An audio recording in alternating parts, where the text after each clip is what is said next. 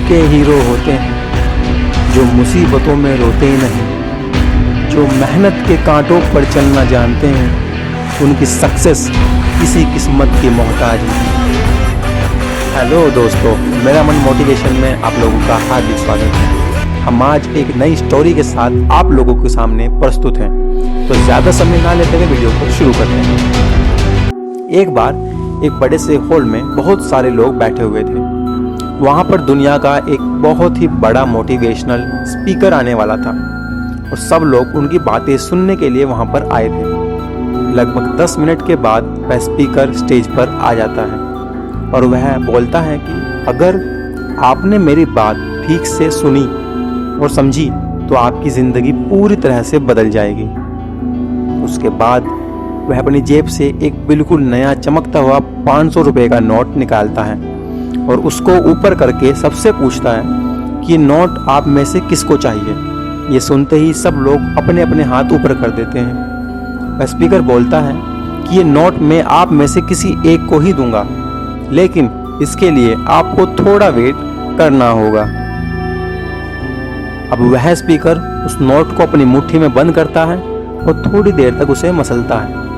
अब उस नए नोट में सल पड़ जाते हैं और वह थोड़ा पुराना सा दिखाई देने लगता है और वह नोट एक किनारे से थोड़ा फट भी जाता है। इसके बाद वह स्पीकर उस नोट को ऊपर करके पूछता है, अब ये 500 नोट किसको चाहिए। इस बार भी सभी लोग अपने हाथ ऊपर कर देते हैं।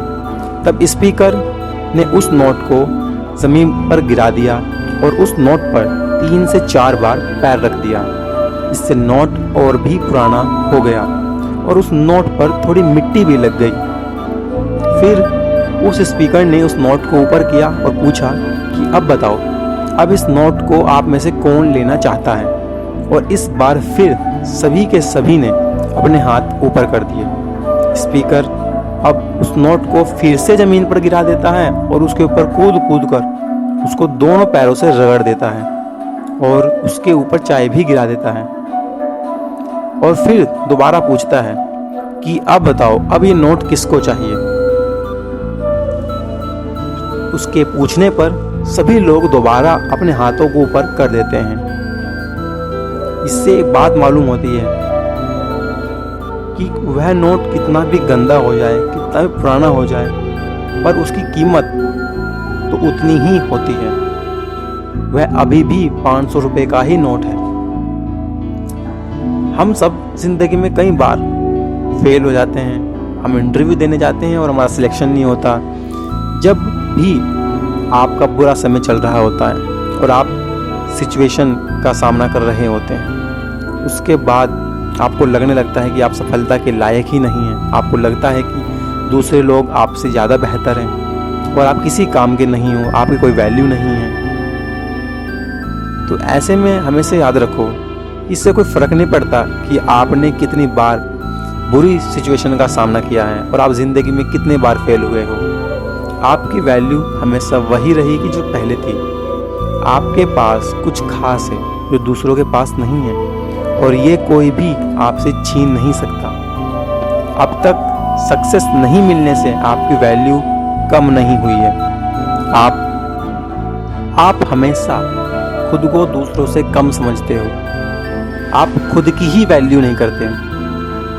जब तक आप अपनी खुद की वैल्यू नहीं करोगे तो लोग आपकी वैल्यू क्या खाक करेंगे।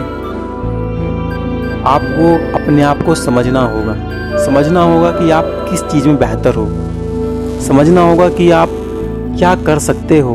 अपने विचारों को आपको वैल्यू करना होगा।